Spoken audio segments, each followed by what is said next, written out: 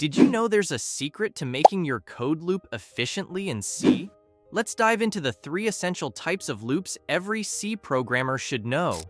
There are 3 types of loops in the C language: while loop, do while loop, and for loop.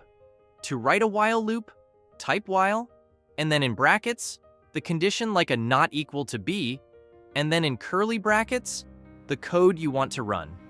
For a do while loop, type do, and then the code in curly brackets, and then while, and the condition in brackets.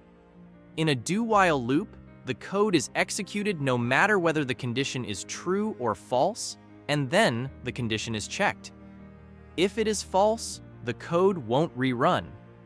In a while loop, the condition is checked first, and the code will only run if the condition is true.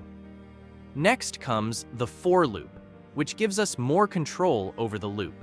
To write a for loop in a C program, type for, and then in brackets, initialize a control variable like int I equal 1. Then, have your condition like I less than equal to 3.